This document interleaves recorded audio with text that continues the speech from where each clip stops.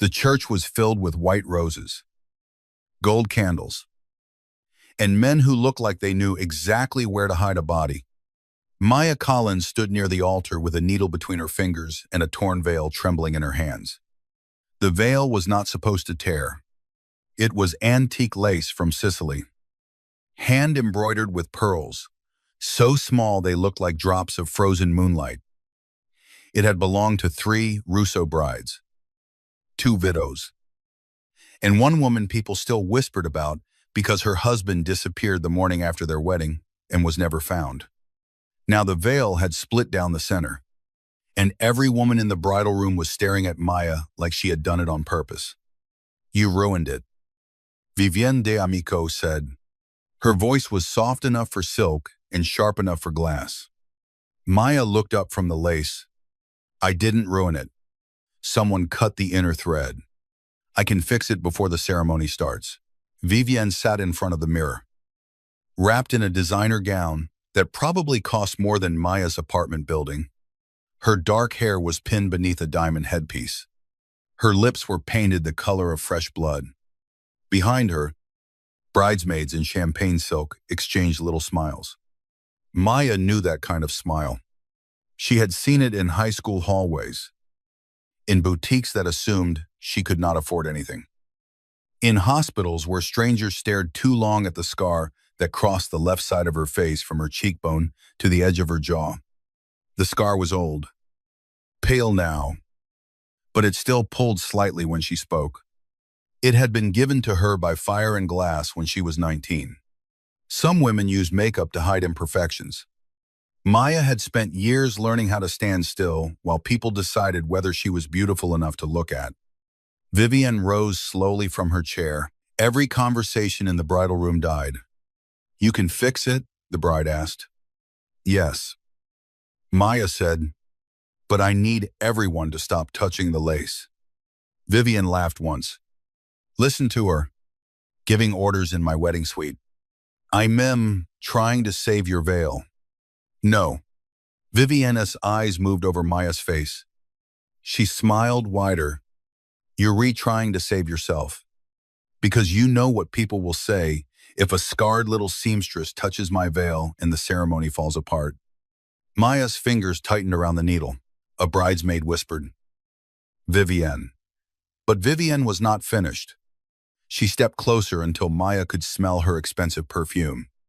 White jasmine, champagne, poison. My grandmother would have called that scar a warning. Vivienne said, her gaze fixed on Maya's cheek. "A bad omen." The room went silent in a way that hurt more than laughter. Maya felt heat climb up her throat, but she did not look away. "I was hired to repair fabric," she said quietly, "not listen to superstition." Vivienne's smile vanished. Then she reached out and snatched the veil from Maya's hands. The lace tore again. A soft, sickening rip echoed through the bridal room. Maya flinched. Vivienne held the ruined veil up between them like evidence. "Look what you did." "I didn't, don't lie." Vivienne turned toward the open double doors, toward the hallway beyond, where guests and bodyguards moved like shadows. Everyone should see this. She walked out before anyone could stop her. Maya followed, breath caught in her chest, the needle still in her hand. The hallway opened into the nave of St. Aurelia S., one of Manhattan's oldest private churches, rented today for the union of 2 criminal dynasties. Sunlight fell through stained glass windows in red, blue, and gold. Hundreds of guests sat in rows beneath arrangements of white roses, tall enough to hide a gunman. At the center aisle stood men in black suits. Russo men, di amico men. A marriage between the 2 families was supposed to end a war. But looking at the armed guards near every exit, Maya wondered if weddings in this world were just funerals with better flowers. Vivienne lifted the torn veil for everyone to see. "This is what happens," she announced, "when you hire cheap help for a sacred ceremony." A murmur moved through the church. Maya stopped at the top of the aisle. Every face turned toward her. The guests looked rich, polished, cruelly curious. Women with diamond collars touched their throats. Men with silver watches leaned forward. Phones lifted discreetly. Maya wanted to disappear. Not because she had done anything wrong, because the scar on her face had become the loudest thing in the room. Vivian turned back toward her. Tell them, Maya, tell them how you put your hands all over my veil. I was fixing it, Maya said, voice low but steady. Vivian tilted her head. With that face, a few guests laughed. Not loudly. That would have been kinder. They laughed softly, elegantly, like humiliation was acceptable as long as it wore pearls. Maya swallowed. She could endure a lot. She had rebuilt a life from ash. She had opened a small alteration studio in Queens with borrowed money and second-hand machines. She had worked 16-hour days hemming gowns for women who never learned her name. But there was something about being laughed at in a church that made the old pain rise again. Vivian stepped closer, holding the torn veil. This scar, she said, pointing toward Maya's face, is a curse on my wedding. That was when the back doors of the church opened. Not loudly, just enough. But the room changed. Every man in a black suit straightened. Every whisper stopped. Maya did not turn at first. She felt him before she saw him, the way the air seemed to tighten. The way fear moved through powerful people like a silent command. Then he walked into the sunlight. Adrian Russo. Maya knew his name because everyone in New York with sense knew his name. He owned restaurants that had no menus, clubs with hidden elevators, shipping routes no one inspected, and men who would die before speaking against him. He was not the groom. He was worse. He was the man the groom feared. Adrian Russo wore a black suit and a black shirt open at the throat. No tie. No smile. His dark hair was combed back. His jaw clean-shaven. His eyes the kind of gray that made you think of winter water. 2 guards followed behind him. But he did not need them. He walked down the aisle like he owned silence itself. Vivian's expression shifted instantly. Her cruelty softened into something polished and sweet. Adrian, she said, thank God you were here. This woman ruined, give me the veil. His voice was calm. That made it worse. Vivian blinked. What Adrian stopped beside her. The veil. No one moved. Vivian hesitated. Then placed the torn lace into his hand. Adrian did not look at the bride. He looked at Maya. And for one impossible second, Maya forgot the room was staring. His eyes moved across her face, not quickly. Not with pity. Not with the usual uncomfortable flicker people made when they noticed her scar and tried to pretend they had not. He looked directly at it, then at her, as if the scar was not something to forgive, as if it was part of the truth of her. What did she call you? He asked. Maya's throat tightened. It doesn't matter. It mattered enough to make the room quiet. Vivian laughed nervously. Adrian. She's being dramatic. I only said I heard what you said. The church went colder. Vivian's lips parted. Adrian stepped toward Maya. She wanted to step back, but pride kept her still. He held the torn veil between his hands. You repaired this, he asked. I tried to. Can it be saved? Maya looked at the split lace. Her hands remembered the pattern, even as her heart beat too fast. Yes. But not if people keep tearing it to prove a point. A shadow of something moved across Adrian's mouth. Not a smile. Something more dangerous. Approval. Then, in front of the bride, the families, the guards, and every whispering guest in St. Aurelia's. Adrian lifted the veil toward Maya. Maya froze. His hands stopped just before touching her hair. He was close enough now that she could smell clean smoke. expensive wool, and something darker beneath it. "May I?" he asked. The question was soft. That made her chest ache, because no one had asked her permission in that room all morning. Maya should have said no. Instead, she gave the smallest nod. Adrian lifted the veil over her head. The torn lace fell around her face in a cloud of white. It framed her scar. It did not hide it. The room stopped breathing. Viviana's face twisted with disbelief. Adrian looked at Maya through the veil and said, clearly enough for every person to hear, "Beauty without kindness is worthless." A stunned silence followed. Maya's eyes burned. Adrian turned his head toward Vivienne. "And cruelty in a wedding dress is still cruelty." Someone gasped. Vivienne went pale. Maya's hands trembled beneath the veil. She should have felt exposed. Instead, for one impossible moment, standing under torn lace in the middle of a Mafia wedding, she felt seen. Then the first gunshot shattered the stained glass above the altar. The church exploded into screams. Adrian moved faster than thought. 1 second, Maya stood alone beneath the veil. The next, she was against his chest. His arm locked around her waist, his body shielding hers as shards of colored glass rained over them like broken jewels. A second shot cracked through the church. Bodyguards drew weapons. Guests dove beneath pews. Roses toppled. Candles rolled across marble. Adrian pushed Maya behind a stone pillar and covered her head with his hand. "Stay down," he ordered. Maya clutched the veil against her throat. "What's happening?" His eyes were on the balcony. Someone just objected to the wedding. Another shot. This one struck the wall inches from Adrian's shoulder. Maya screamed. Adrian did not flinch. He pulled a gun from inside his jacket with terrifying calm and fired once toward the choir loft. A man cried out above them. Maya's knees nearly gave. Adrian caught her before she fell. His hand tightened around her waist. "Not gentle now, but absolute.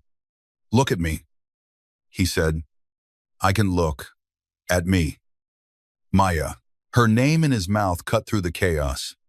She looked up. His face was inches from hers. Cold to the world, focused only on her. "You're leaving with me," he said. "I don't know you. You will survive me better than this room." Before she could answer, he lifted her into his arms and carried her through the side aisle as bullets tore through roses and men shouted in Italian. The last thing Maya saw before they disappeared through a hidden door was Vivienne D'Amico standing near the altar.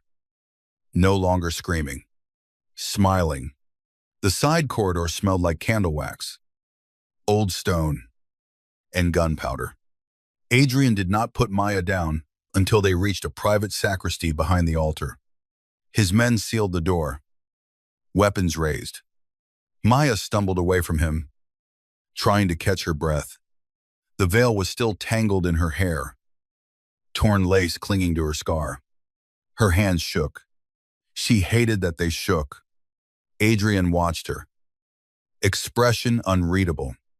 "Are you hit?" he asked. "No."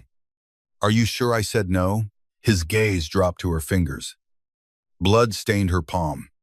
Maya looked down and realized the needle had cut her during the panic. A thin red line crossed her skin. "It's nothing," she said. Adrian took a step toward her. She stepped back. His eyes narrowed slightly. Not offended. Interested. "You afraid of me. You have a gun. So does everyone outside. That does not comfort me." Another almost smile flickered and vanished. He slid the gun back inside his jacket, then reached into a cabinet and took out a white cloth. "Your hand. I can do it. I didn't ask if you could." Maya met his star. "That must be difficult for you." "What, being told no?" The men in the room went still. One of them looked at the floor like he expected lightning to strike her dead. Adrian only watched her. Then he held out the cloth. This time, he did not move closer. A strange tension stretched between them. Maya took the cloth from his hand. Their fingers brushed. It was brief, barely anything, but it landed in her body like a warning. She wrapped the cut herself. Outside, the gunfire stopped. A heavy silence followed. One of Adrian's men, tall with a shaved head and an earpiece, opened the door a few inches. "Boss, shooters dead. 2 wounded. No civilians killed." Adrian's eyes stayed on Maya. "And Vivienne's safe." "Of course she is." Maya, stomach turned. Adrian looked toward his man. "Lock down the church. No one leaves until I say." "Yes." "Boss." The door closed. Maya pulled the veil off her head. "I need to go." "No." She stared at him. "Excuse me, no." He repeated. "You saw something." "I saw people shooting in a church." "I'm sure everyone saw that." "You saw Vivienne before the shots." Maya went still. Adrian stepped closer. Slow enough that she could have moved away if she wanted to. She did not. She hated that she did not. "What did you see?" he asked. Maya remembered Vivienne's face near the altar. No fear. No surprise. That smile. She wasn't scared. Maya said. Adrian's eyes darkened. "And the veil?" Maya continued, looking down at the torn lace in her hands. "It wasn't damaged by accident." "I know. You know, I suspected." Maya frowned. "Then why let the wedding happen?" His silence answered before he did. "Because powerful men did not stop traps. They stepped inside them to see who closed the door." Maya backed away. "I'm not part of this." "You became part of it the second she put that veil in your hands." "No. I was hired for a repair job. You were hired because someone wanted you there." The room seemed to tilt. Maya's pulse beat in her ears. "What does that mean?" Adrian looked at the lace. "It means that veil carried more than pearls." He reached for it. Maya held it tighter. For a moment, his eyes rose to hers. "Careful," he said softly. "You keep taking things from me. I'm pretty sure this was taken from me first." Something changed in his expression. Not softness. Recognition. Adrian gently took the edge of the veil and turned it toward the light. "There's stitching under the border. Not decorative." Maya looked closer despite herself. She saw it then, a line of black thread, almost invisible beneath the ivory lace. Too deliberate, too tight, a pattern of knots. Broken and repeated. Her breath caught. Adrian noticed. "You recognize it?" "No." "Maya." "I said no." He leaned closer. "You're lying?" She looked at him sharply. "And you're used to people being too scared to tell you that you're wrong." "I'm not wrong." The words were quiet. Terrible. True. Maya felt the scar on her face pull as her jaw tightened. Memories she had buried under years of work rose like smoke at Taylor's basement in Brooklyn. A man with gold rings teaching her emergency stitches. A locked door. A flash of fire. Someone screaming her name. She forced the images down. "That stitch is old," she said. "Sicilian mourning code. Tailors used it during wars to mark garments belonging to men expected to die." Adrian's face did not move, but his eyes changed. "Who taught you that?" "My uncle." "Name?" "No." His voice lowered. "Maya, you don't get my past because you scared me in a church." For the first time, Adrian looked almost angry. Not because she refused him, because she made him want to know. A knock sounded at the door. The shaved head guard entered again. "Boss." "Police are outside." Press 2. "Someone leaked the shooting already." Adrian's gaze stayed on Maya. "Who leaked it?" "D. Amico. People are saying the seamstress cursed the wedding." Maya went cold. What? The guard hesitated. They're saying she ruined the veil. Then the shooting happened. Maya's stomach sank. Of course, a public scandal needed a face, and hers was already scarred enough for strangers to believe in curses. Adrian turned toward the door. Bring the cars around. Maya shook her head. No. I'm going home. Your home is already being watched. You don't know that. I know how men like this move. I don't belong to you. He turned back. The room seemed smaller when he looked at her. No, he said. But right now, the people who tried to kill me believe you can identify their message. That makes you useful. And useful women disappear. Maya's heart pounded. I can call the police. Half of them are outside waiting to sell your name. I have a life. You had a life before Vivienne put you in front of that room. The words hit too hard because they were true. Maya looked down at the veil in her hands. A torn bridal veil. A hidden death code. A bride who smiled during gunfire. And a mafia boss who had lifted the lace over Maya's face as if she were not something ruined. Adrian stepped closer. His voice dropped. I can keep you alive. And what will it cost me? His eyes moved over her face, stopping at the tears she had not realized had fallen. For now, he said, your trust. Maya gave a small, bitter laugh. That's expensive. Yes, he said. I know. Outside St. Aurelia, S. New York had become a battlefield dressed as a wedding. Police lights flashed against white roses. Reporters shouted behind barricades. Guests were rushed into armored cars beneath the eyes of men who pretended not to carry weapons.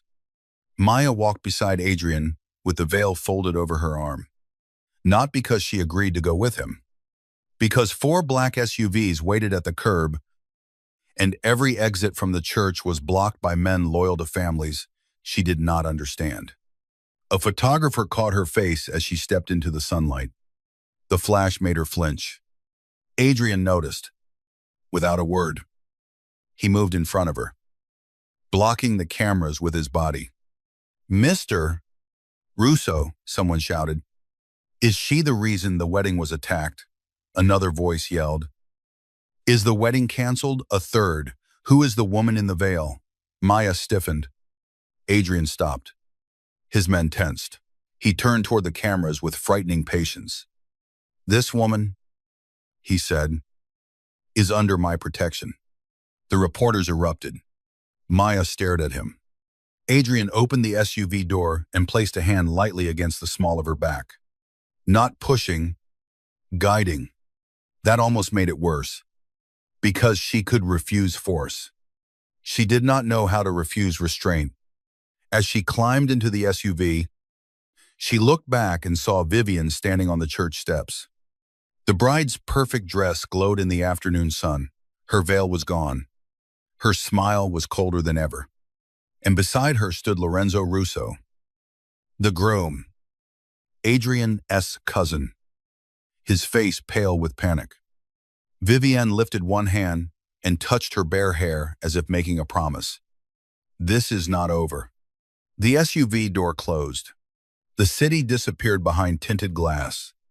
For a few minutes, Maya heard only the low hum of the engine and the faint crackle of radios from the front seat. Adrian sat beside her, one arm resting along the back of the leather seat.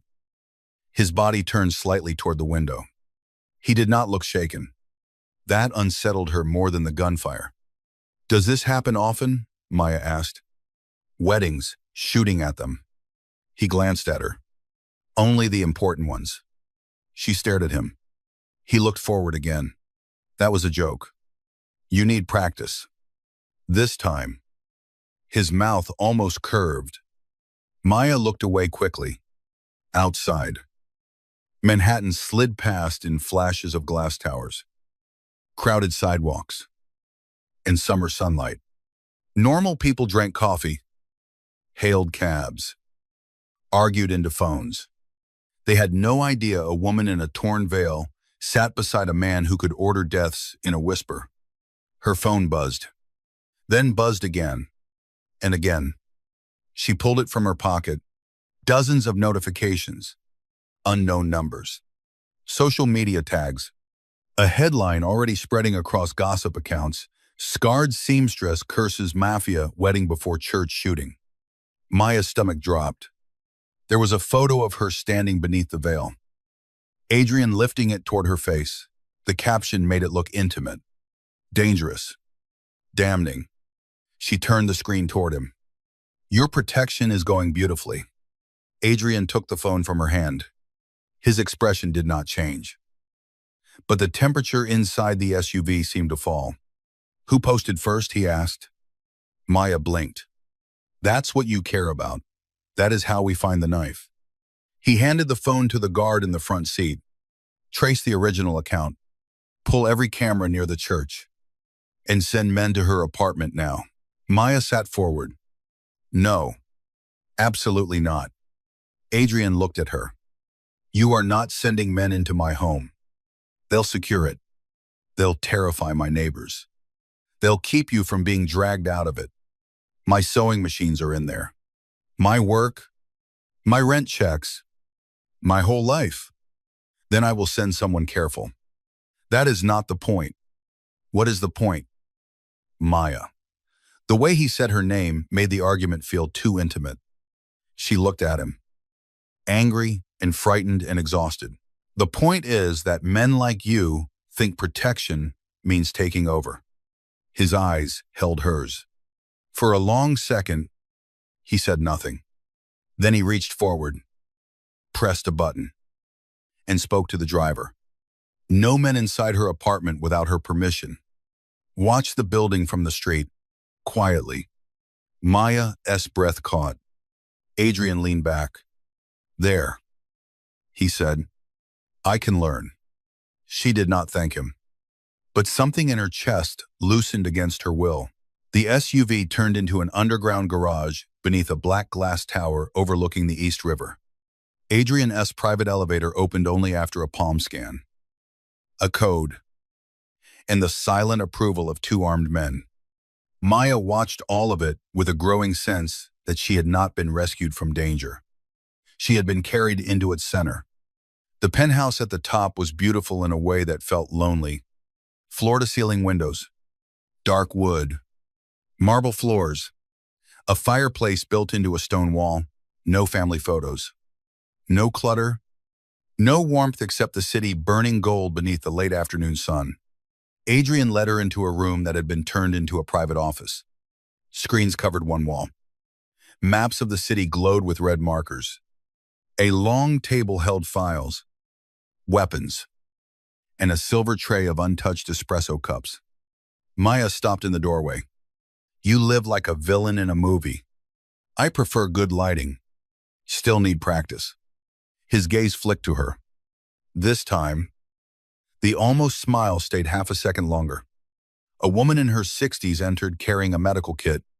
She had silver hair pulled into a tight bun and the calm posture of someone who had survived many powerful men. This is Elena, Adrian said. She runs the house. Elena looked at Maya's torn dress sleeve, the veil in her hands, and the scar on her face. Her expression softened without pity. Come with me, sweetheart. Let's clean that cut. Maya hesitated. Adrian noticed. Elena is not one of my soldiers. I have survived this family longer than most soldiers, Elena said dryly. Maya liked her immediately. In the bathroom down the hall, Elena washed the cut on Maya's palm and placed a small bandage over it. You're shaking, Elena said gently. I'm angry. Those often look alike. Maya looked into the mirror above the sink. The scar stared back. So did the torn veil, draped over a chair behind her like a ghost. I am used to people saying things, Maya said. Elena closed the medical kit. No one gets used to being wounded. They only get better at bleeding quietly. Maya's eyes stung. Before she could answer, shouting erupted from the office.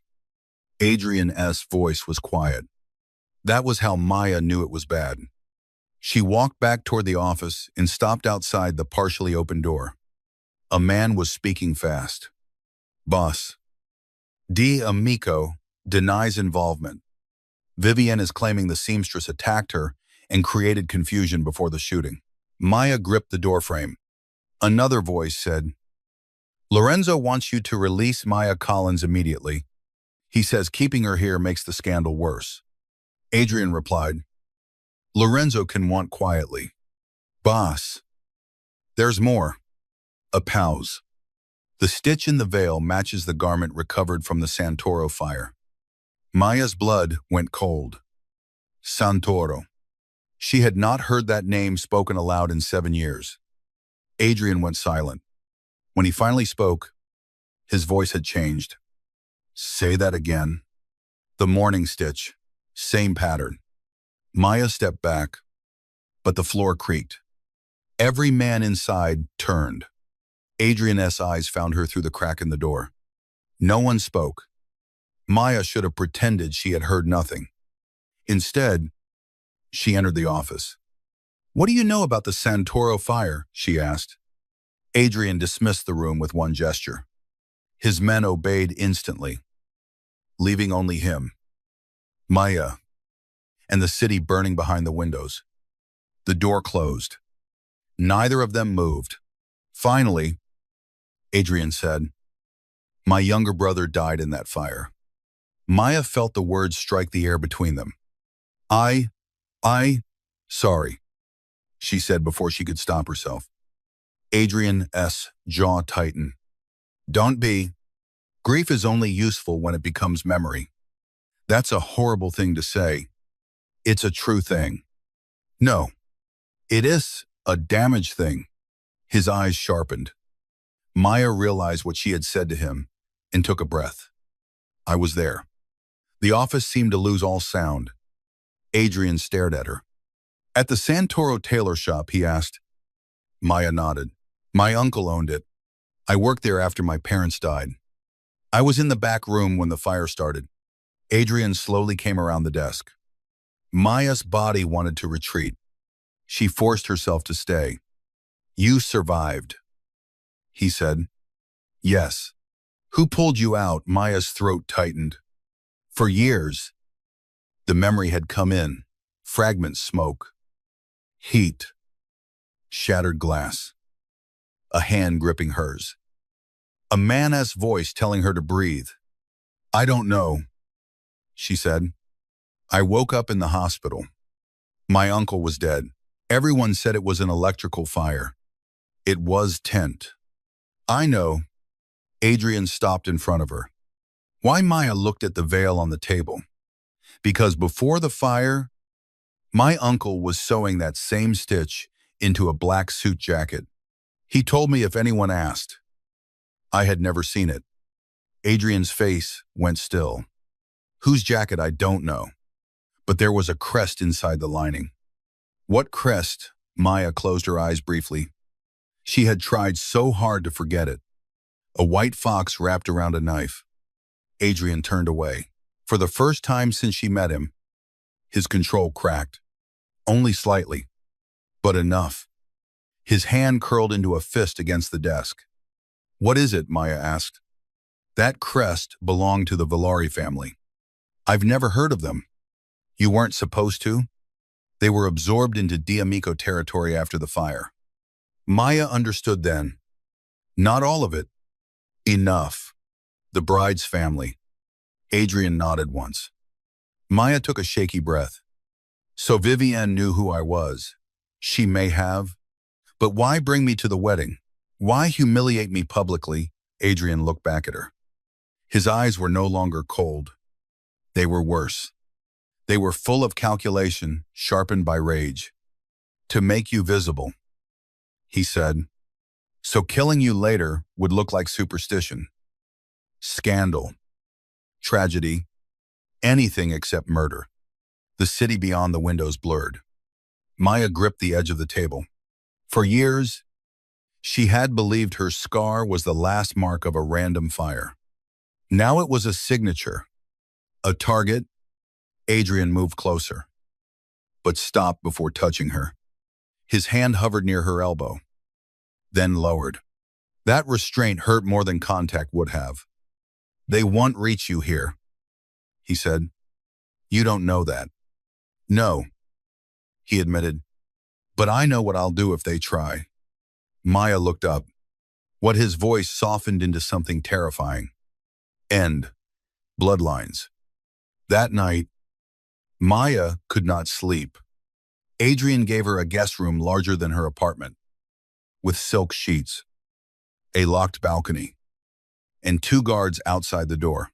Elena brought her tea in clothes that were not hers, a black sweater, soft pants, slippers that had never touched a sidewalk.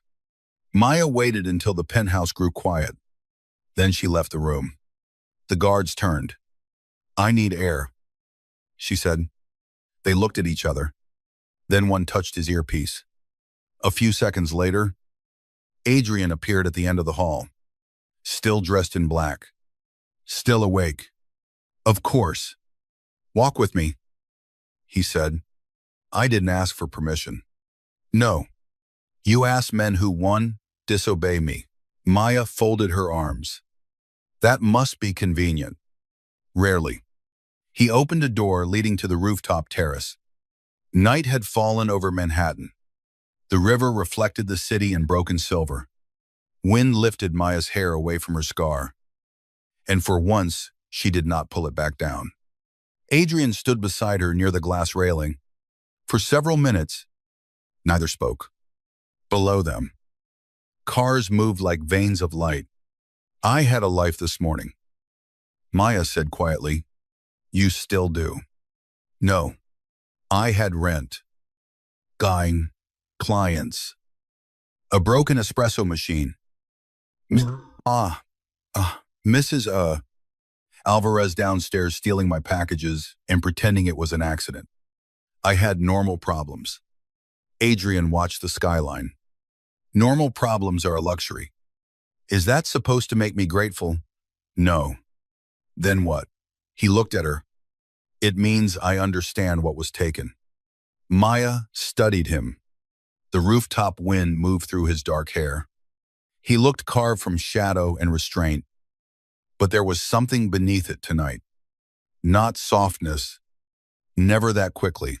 A wound with a lock on it. "Your brother," she said.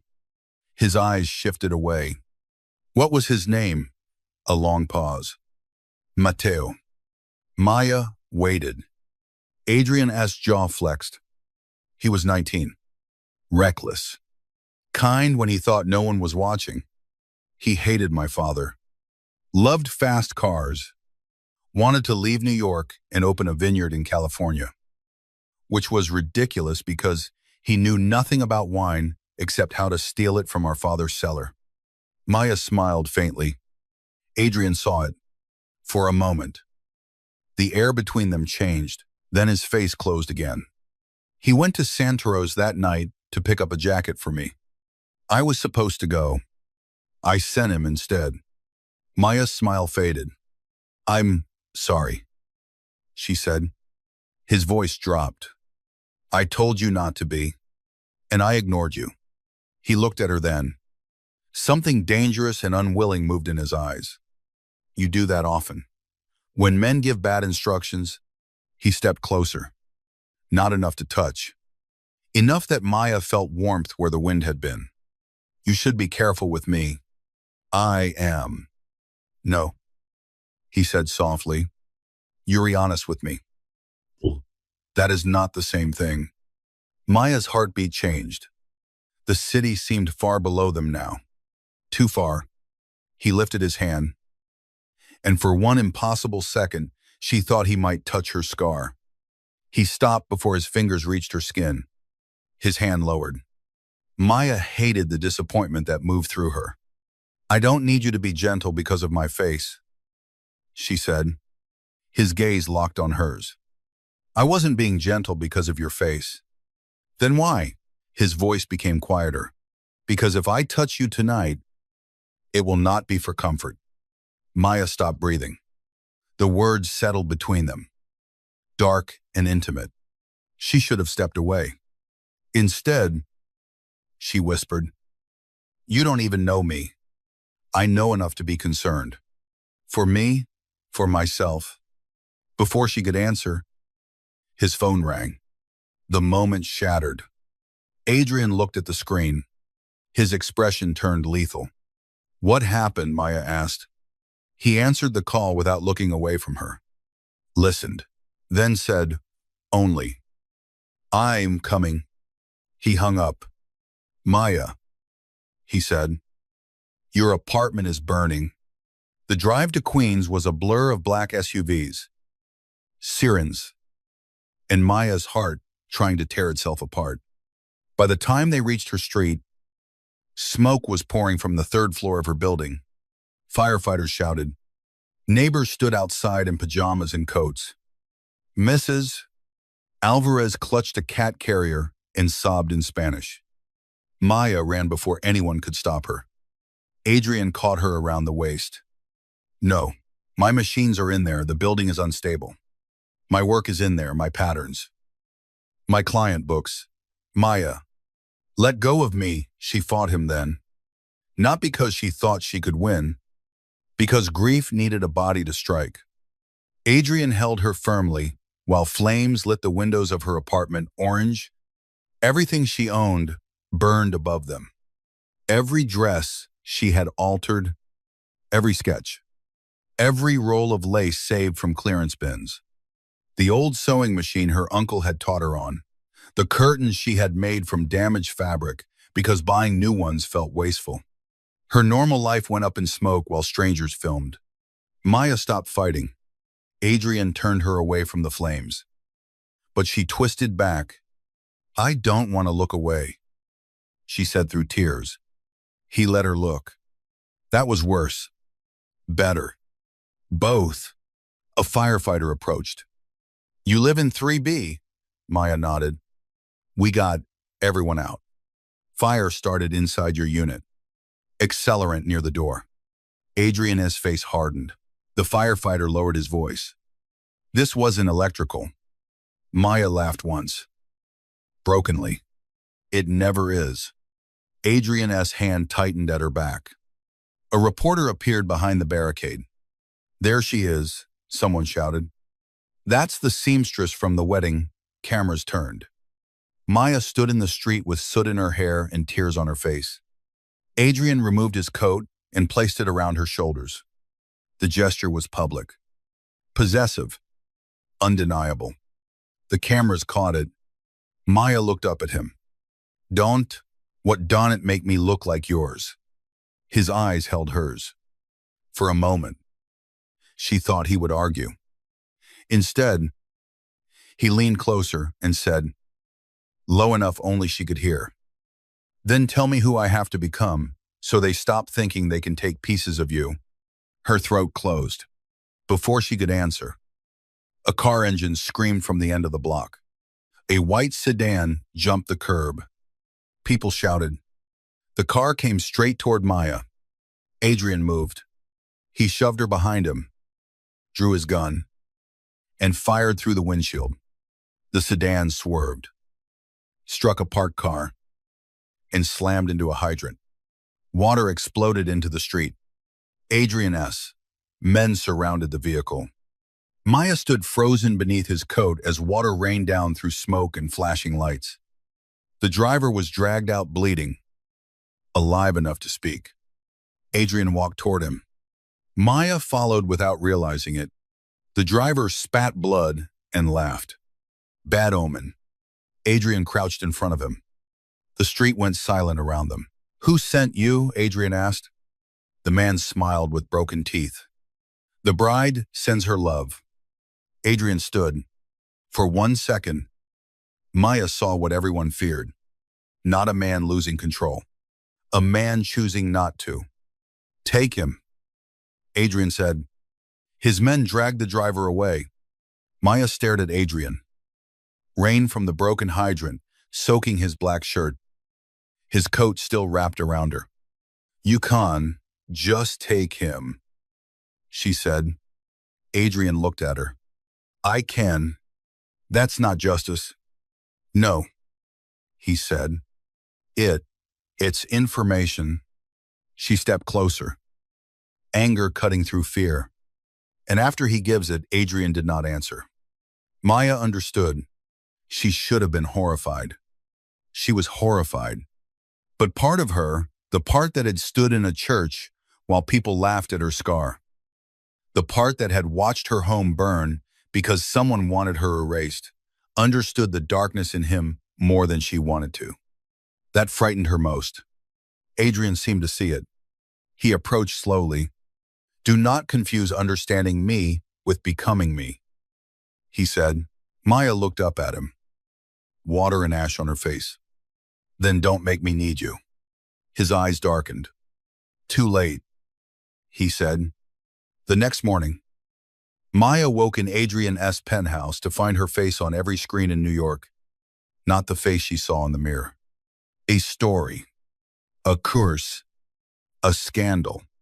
A mystery woman under a mafia boss's veil. Some headlines mocked her. Some pitied her.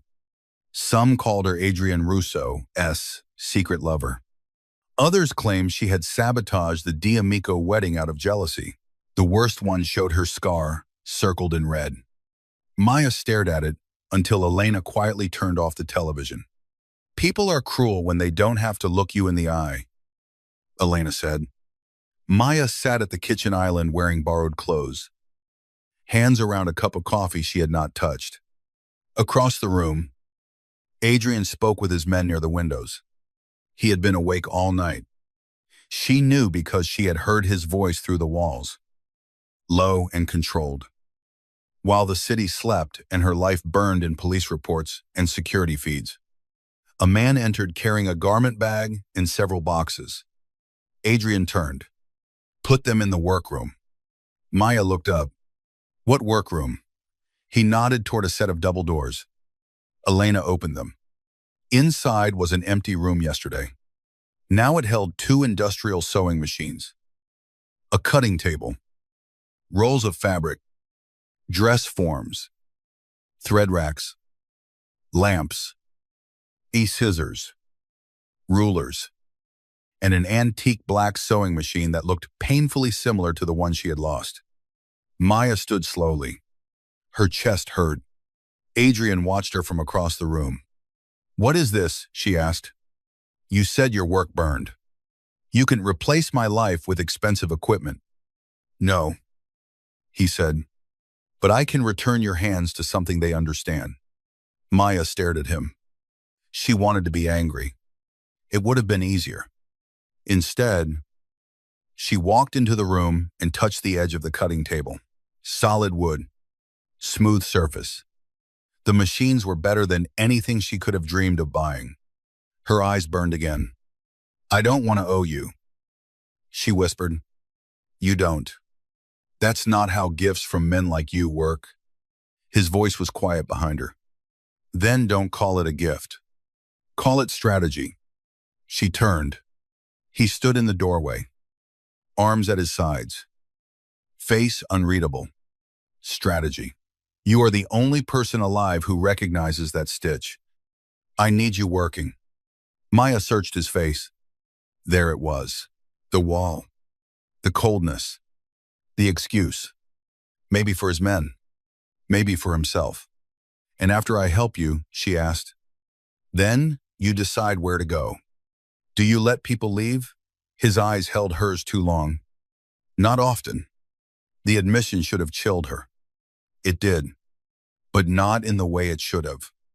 One of his men appeared behind him. "Boss, Lorenzo is here." Adrian's expression closed completely. "Bring him." A few minutes later, Lorenzo Russo stormed into the penthouse wearing a wrinkled wedding suit and the desperation of a man drowning in consequences. He was handsome in a softer way than Adrian, with restless eyes and too much charm cracked by fear. Vivian came behind him, still in white, still perfect. Still cruel. Maya's stomach tightened. Adrian moved subtly, placing himself between them. Vivian noticed. Her mouth curved. How touching, she said.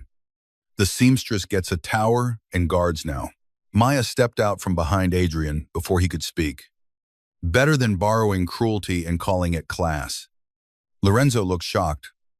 Vivian's eyes flashed. Adrian. Gaza slid to Maya. There was that dangerous, almost smile again. Lorenzo raised his hands. We need to end this. The families are talking. The wedding failed. The press is eating us alive. And now everyone thinks Adrian stole my bride, seamstress. I didn't steal anyone, Adrian said. Vivian looked at Maya. No, you just collect damaged things. The room went still. Adrian's men shifted. Maya felt his anger before she saw it. It moved through the penthouse like pressure before a storm.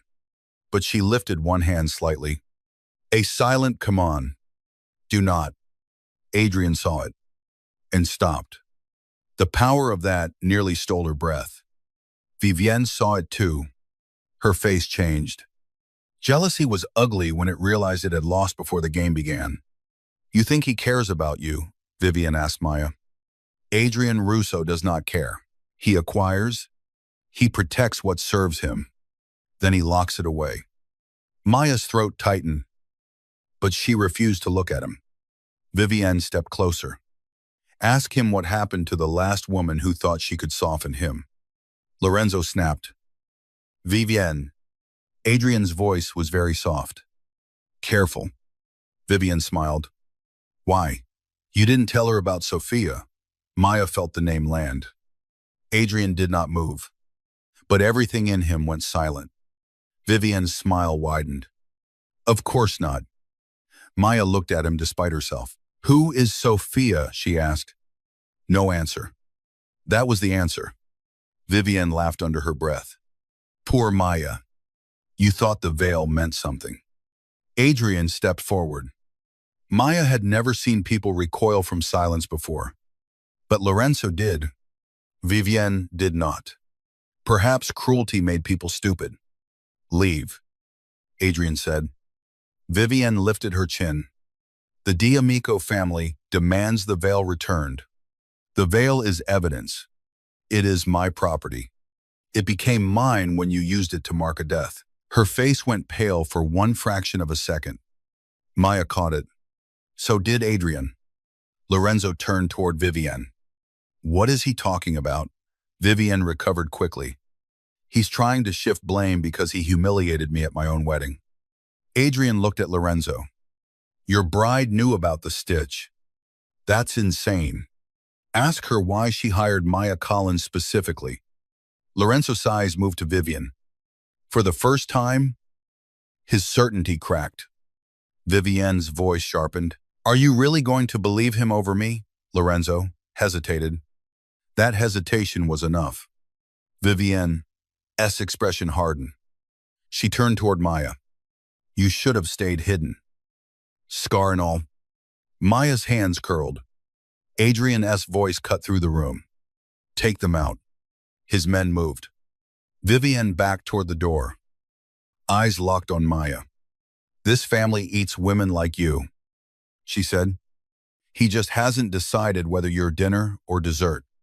Maya stood very still until the elevator doors closed. Then she turned to Adrian. Sophia, she said.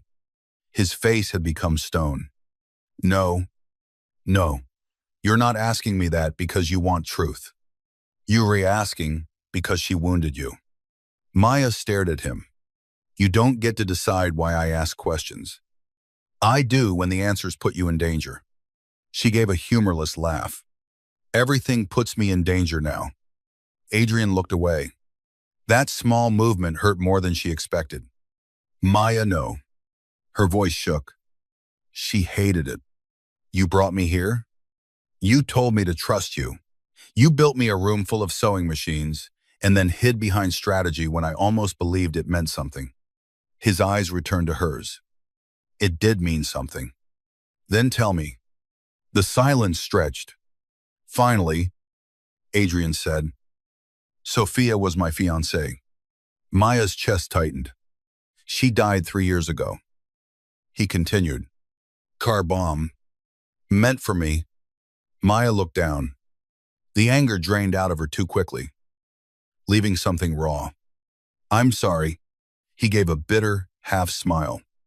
You keep saying that to me because terrible things keep happening around you. His eyes softened for half a heartbeat. Then he locked it away. She worked with my enemies, he said, fed them routes, names, meeting places. I found out too late.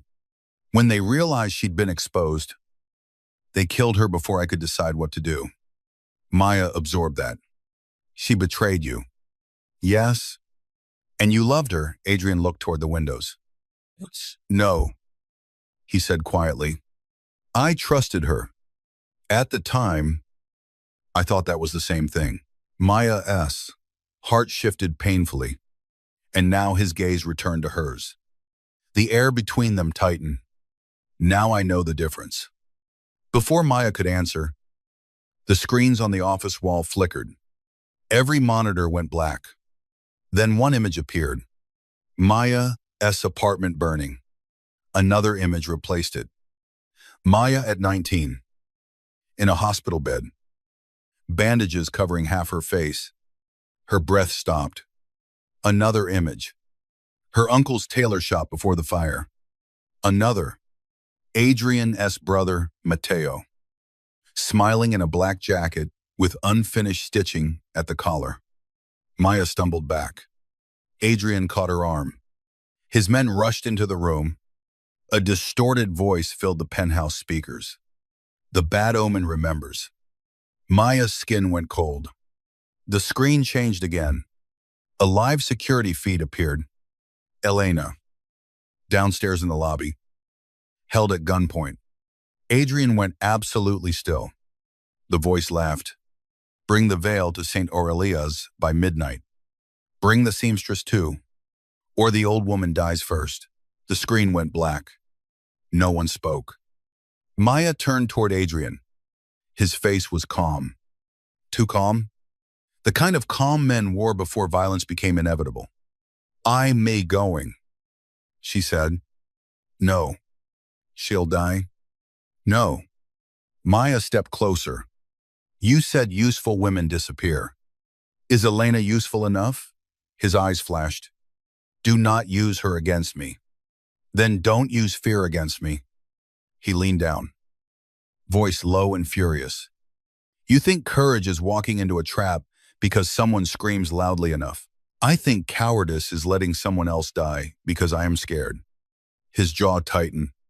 For one moment, the room disappeared. There was only him.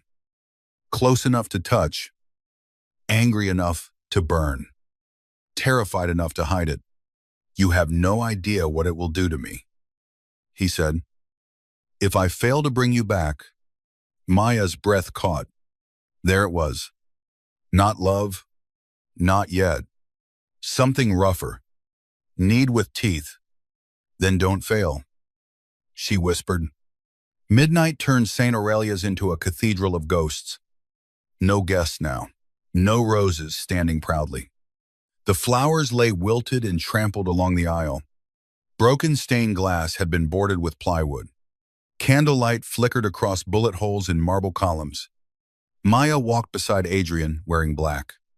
Not because he asked her to, because white belonged to Vivienne, and Maya was done dressing like someone else's sacrifice.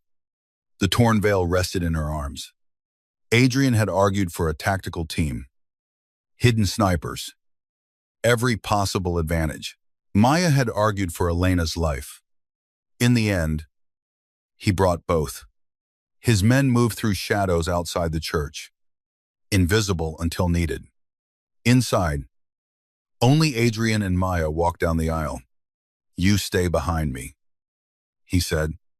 No. Maya, I can identify the stitch. Remember strategy. His eyes cut to hers. Even in the dark, She felt the heat of it. You keep using my words like weapons. You have so many. Before he could answer, a slow clap echoed from the altar. Vivienne stepped out from behind a column. No wedding gown now. She wore red. Behind her, two men dragged Elena forward. Her hands were bound, but her chin was high. Maya's heart clenched. Elena, Adrian said. I am fine, Elena replied, annoyed. Mostly. Vivienne rolled her eyes. Everyone in this house speaks like they recarved on tombstones. Adrian's gaze never left Elena. Let her go. Give me the veil. Maya held it tighter.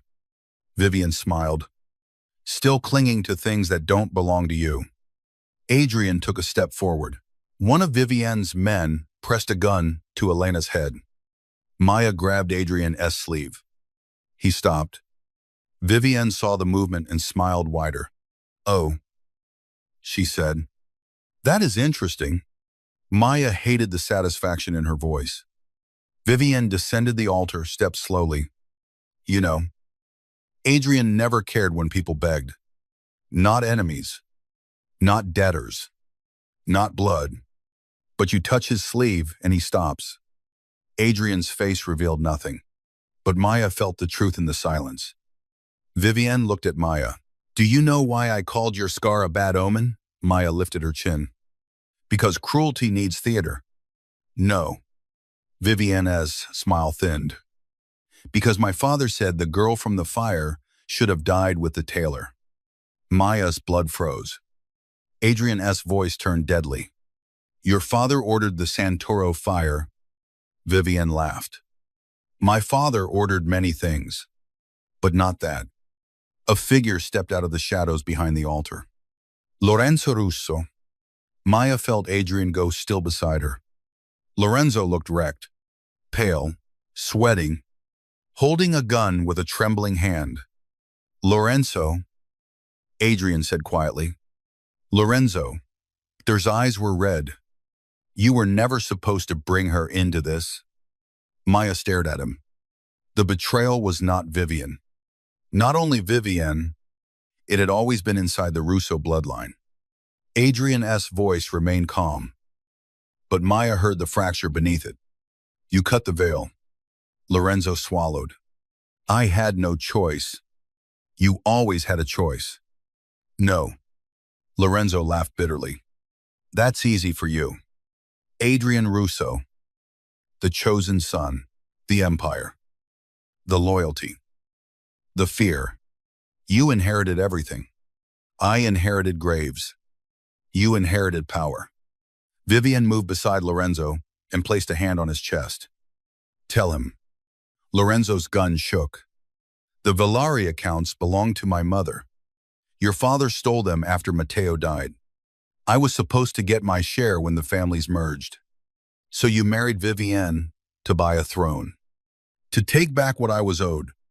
Adrian looked at him like he was already dead. And Matteo, Lorenzo, flinched. Maya's heart pounded. Adrian stepped forward. Say his name. Lorenzo's voice broke. He wasn't supposed to be there. The church seemed to stop breathing. Maya saw Adrian's hand flex.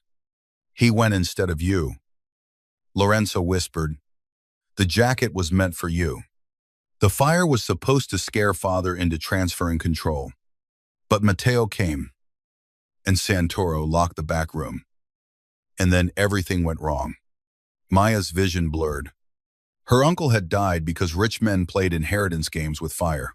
Adrian's brother had died because a boy wanted power. And Maya had carried the scar of their greed for 7 years. Adrian's voice dropped to almost nothing. You killed my brother. I was 19.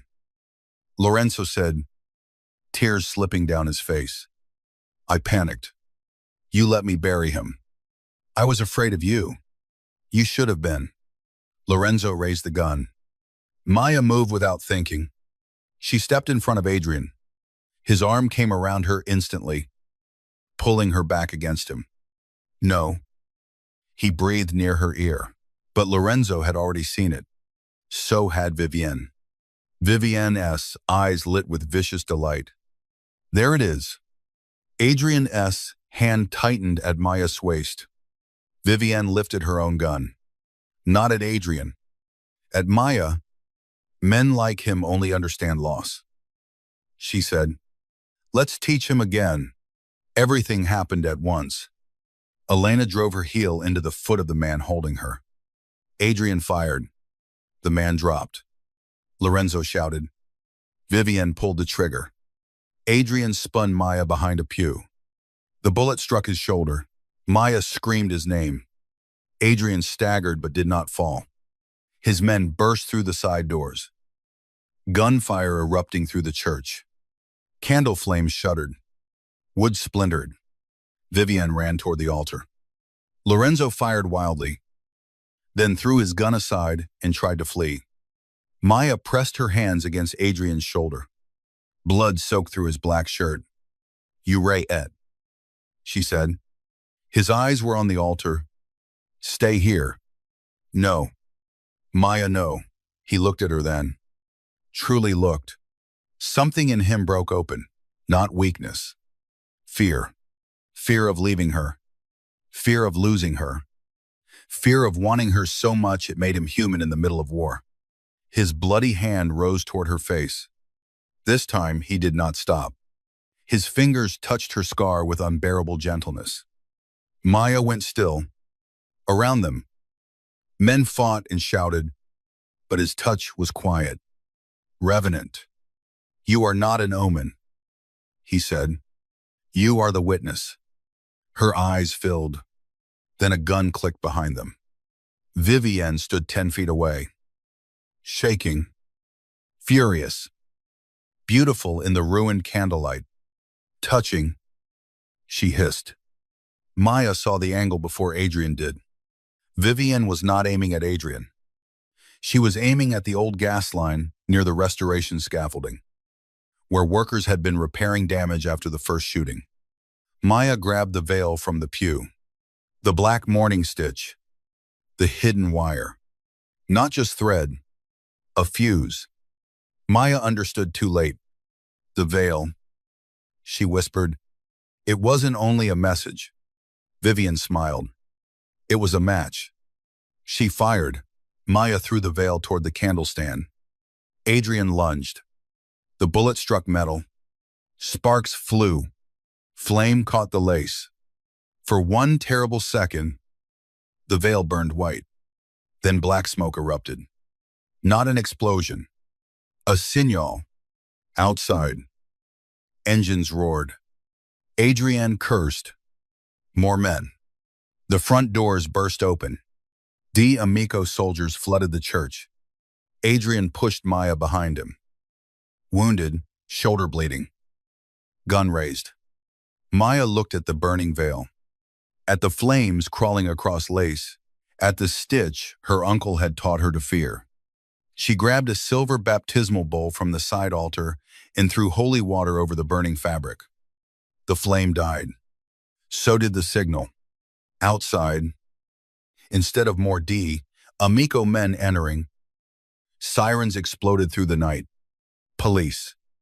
Federal agents. Adrian's eyes snapped toward her. Maya stared back, breathless. I called someone before we came, she said. His expression changed. Who? My uncle had a friend, a federal prosecutor. He told me after the fire that if I ever saw the White Fox crest again, I should call him. Adrian's eyes darkened. You didn't tell me? You're not the only one who keeps secrets. For a moment, in the middle of blood, smoke, and betrayal, he looked almost proud. Then Vivienne screamed and ran. Adrian turned, but his wounded arm slowed him. Maya ran after her. She did not think. She moved through smoke and broken flowers, past shattered pews, past the altar where the wedding had never happened. Vivienne reached the sacristy door. Maya grabbed the train of her red dress and pulled. Vivienne fell hard. She twisted. nails clawing, face contorted with hatred. "You ugly little," Maya slapped her. The sound cracked through the sacristy.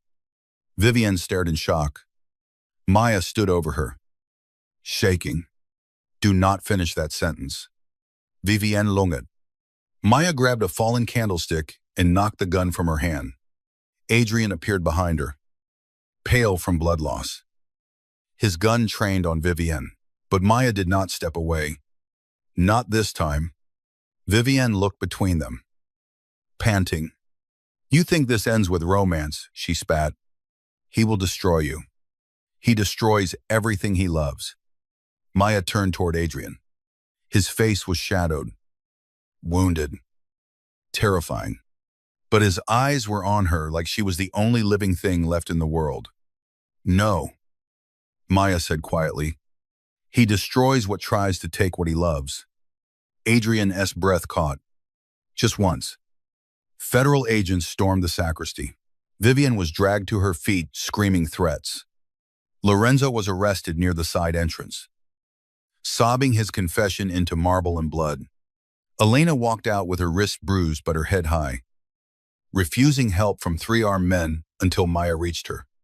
The church filled with sirens, smoke, and the aftermath of buried sins finally breathing. Adrian swayed. Maya caught him before he fell. He looked down at her hands on his chest. "You're very small," he murmured. "You're bleeding and still insulting people. I'm saying you shouldn't be able to hold me up. I've been holding up difficult things my whole life." His eyes softened, then rolled back. Adrian collapsed in her arms. The private hospital wing smelled of antiseptic, rain on wool coats, and fear no one dared to name. Adrian Russo lay unconscious beneath white sheets, his shoulder bandaged, an IV in his arm, his face pale in the morning light. Maya sat beside him. She had not slept. No one asked her to leave. Not the guards lining the hallway. Not Elena. Not even the doctor, who clearly wanted fewer armed criminals in his recovery room, but valued breathing too much to say so. Maya held Adrian's hand.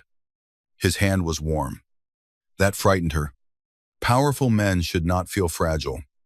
Men who gave orders that changed cities should not have pulses beneath your fingers. They should remain myth.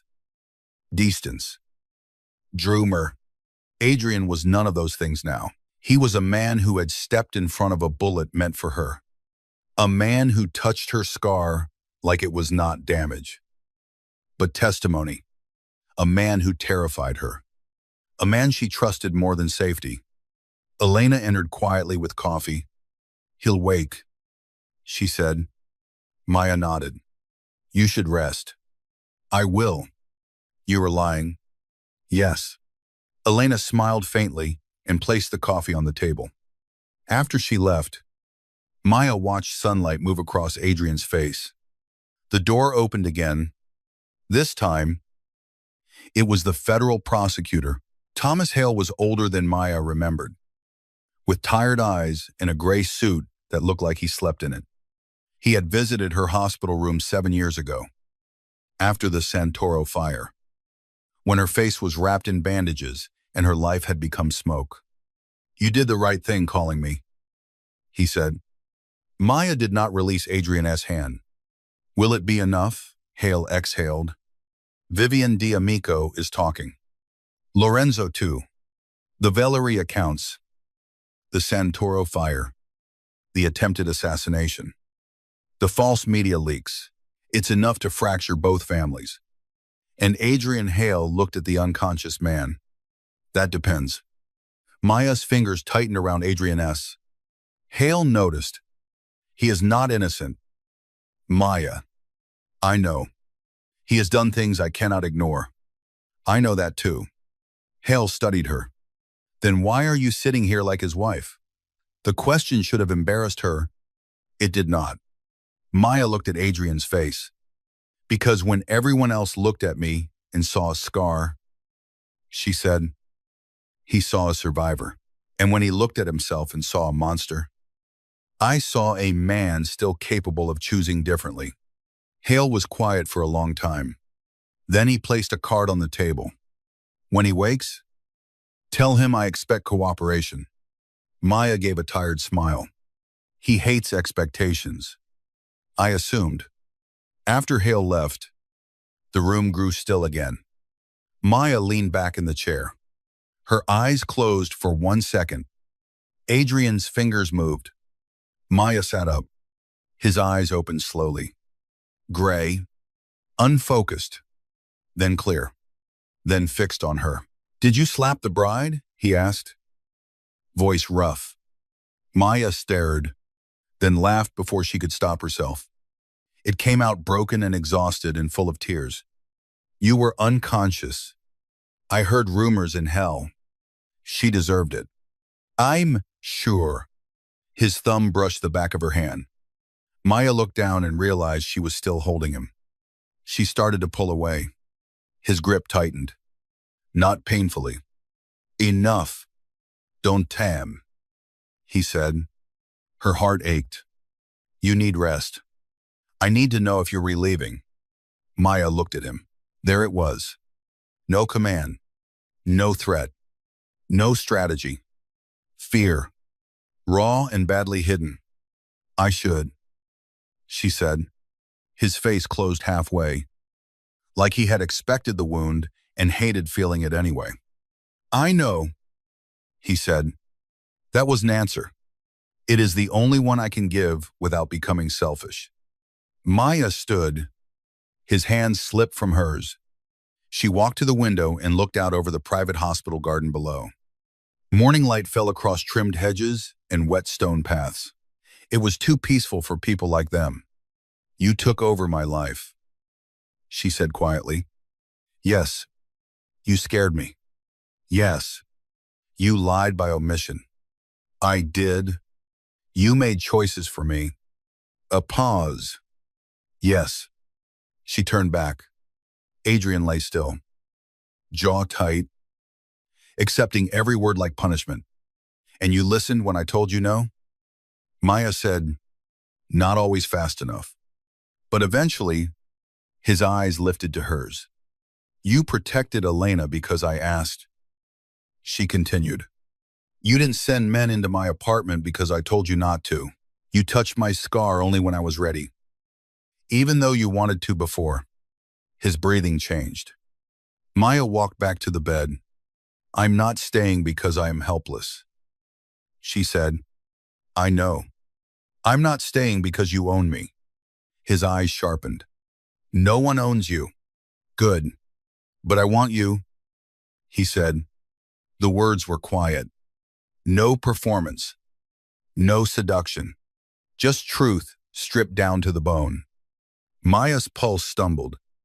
Adrian looked at her as if speaking cost him more than the bullet had. I want you in my house, in my city, in rooms where I can hear you arguing with me. I want your machines running at midnight. I want your hands covered in thread. I want your coffee cups left where they annoy Elena. I want the scar you think people stare at to be the first thing I see when I come home. Because it reminds me that something survived what should have ended it. Maya's eyes filled. He swallowed. And I hate that I want any of it. Because wanting is weakness in my world. But losing you would be worse. She could not move. Adriana's voice dropped. I will not ask you to belong to me. I am trying to become the kind of man who understands why that is wrong. His eyes held hers. But I am asking you to choose me. When you can, if you can, Maya breathed through the ache in her chest. Outside, the garden glittered after rain.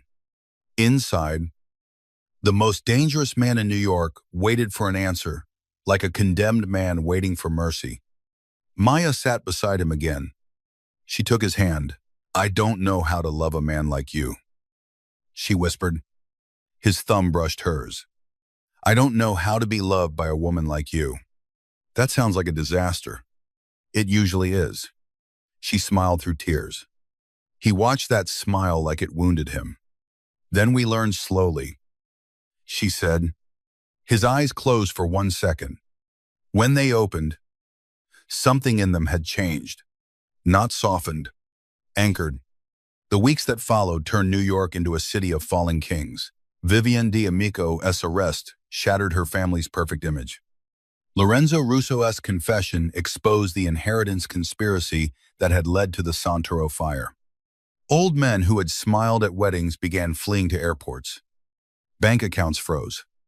Warehouses burned mysteriously. Deals collapsed overnight. Adrian cooperated with federal investigators in ways that made both criminals and prosecutors nervous. He gave them names. Not all names.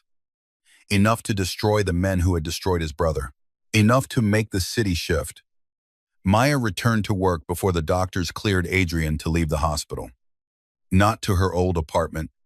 That was gone. Adrian offered to buy her a building. She refused.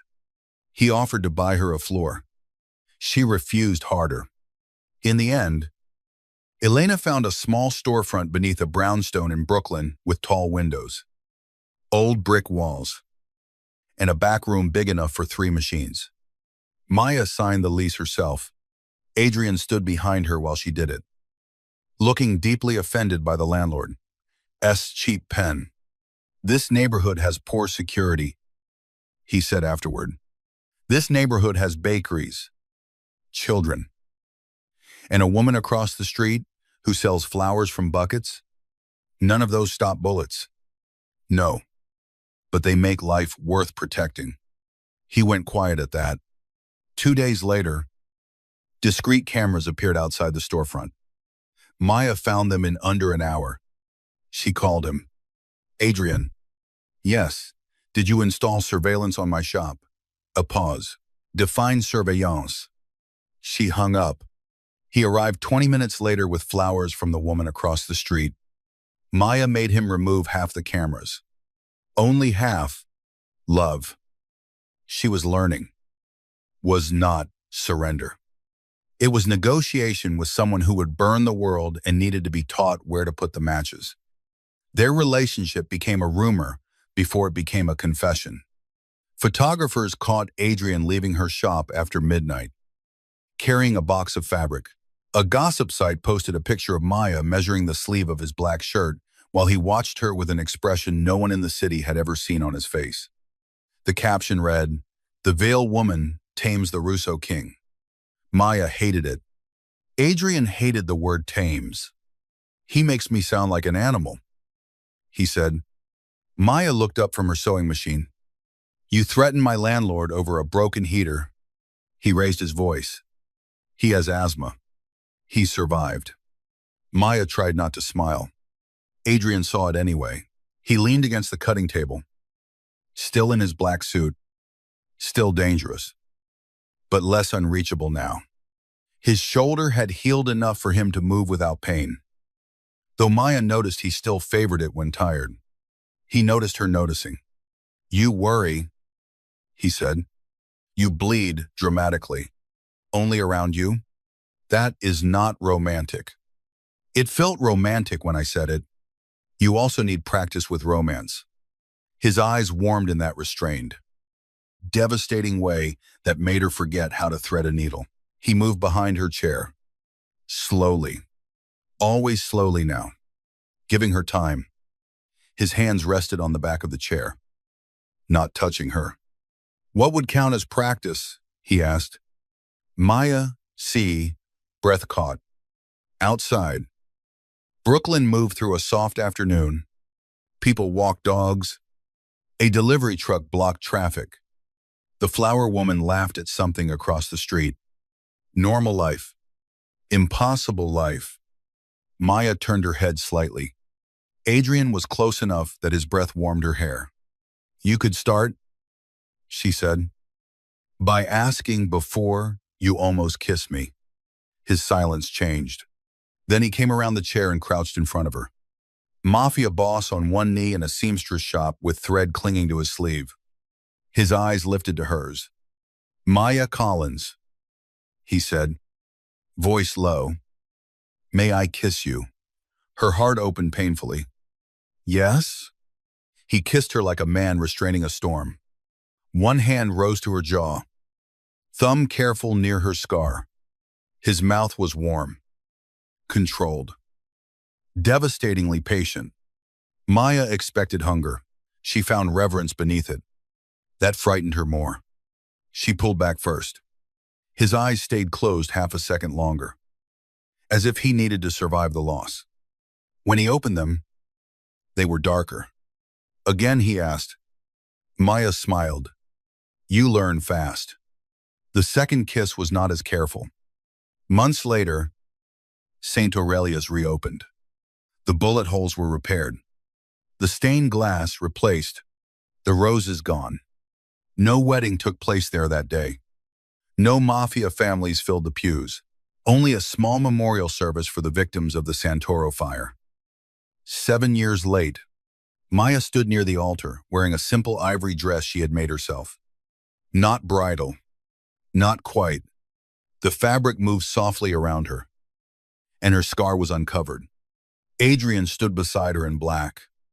Elena sat in the front row. Thomas Hale stood near the back. Former enemies watched from a distance because some invitations were not requests. A framed photograph of Matteo Russo rested beside a photograph of Maya's uncle. Two young men lost to ambition. Two ghosts finally named. Maya walked to the altar, holding the restored veil. Not Vivienne's veil anymore. Not a curse. Not a trap. She had removed the black mourning stitch and repaired the lace with gold thread so fine it only showed when sunlight struck it. Across the border, hidden among pearls, she had embroidered two small words in Italian. Ancora qui. Still here. She placed the veil beneath the photographs. Her hands did not shake. When she returned to Adrian's side, his fingers brushed hers. Not grabbing. Asking. She took his hand. After the service, people drifted into the courtyard where sunlight fell over stone and ivy. Adrian remained inside the church, staring at Matteo's photograph. Maya found him there. You disappeared, she said. I am Mafia. We lurk. She smiled softly. Still practicing humor, badly. She walked to him. For a long moment, they stood before the altar, where everything had begun. Humiliation. Gunfire. Betrayal. The veil lifted over her face. Maya looked at the repaired lace beneath the photographs. I used to think my scar was proof something had been taken from me, she said. Adrian turned toward her. And now, she touched her cheek. Now I think it's proof something failed to destroy me. His eyes moved over her face with the same directness as the first day. No pity, no flinching. Only devotion sharpened by darkness. Adrian reached into his coat. Maya's breath caught when he pulled out a small black velvet box. Adrian, I know. His voice was calm, but his hand was not. You hate being cornered. So this is not a demand. He opened the box. Inside was a ring unlike any Maya had seen. Not huge. Not flashy. A dark oval diamond set in antique gold, with tiny threads of engraved metal wrapping around it like lace. It belonged to no Russo bride. He said, no curse. No history. I had it made from gold, recovered from Santoro's old sewing shears. Maya's eyes filled. Adrian's voice lowered. You once told me beauty without kindness meant nothing. I have been cruel. I have been violent. I will be both again when the world comes for us. But with you, I want to choose differently first. Not always perfectly. But honestly, he stepped closer. Not kneeling yet, waiting.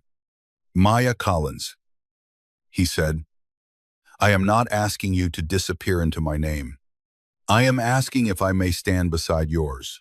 Tears slipped down her face. For years, people had asked her to hide. Hide the scar. Hide the pain. Hide the anger. Hide the parts of herself that made others uncomfortable. This man, dangerous and damaged, and hers in ways neither of them fully understood, had lifted a veil not to cover her, but to make the room look. Maya held out her hand. Yes, she whispered. Adrian exhaled like the word had saved him. Only then did he kneel. He slid the ring onto her finger with the care of a man handling something sacred. Then he pressed his mouth to her scar. Maya closed her eyes.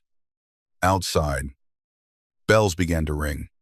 Not for a wedding. Not yet. For survival. For the dead finally honored. For the woman who had been called a bad omen and became the reason an empire confessed its sins. Adrian stood and touched his forehead to hers. I love you, he said. The words were quiet, almost rough, as if they had fought their way out of him. Maya smiled through tears. That one did not need practice. His mouth curved. A real smile this time. Rare. Devastating. Hearse. From the open church doors, sunlight poured down the aisle, touching the repaired veil, the gold thread, the photographs, the scar on Maya's face, and the ring on her hand. Behind them, the world remained dangerous. Rival families still whispered, old enemies still watched. Adrian Russo would never be harmless, and Maya would never be fragile. But when they walked out of St. Aurelia's together, his hands steady at her back and her head held high, every person in the courtyard turned. This time, no one laughed. The scarred seamstress stepped into the light beside the most feared man in New York, and Adrian Russo, who had once believed love was weakness, looked at her like he had finally found the one thing powerful enough to bring him to his knees. Not a curse, not a bad omen. His bride of fire, his witness, his home.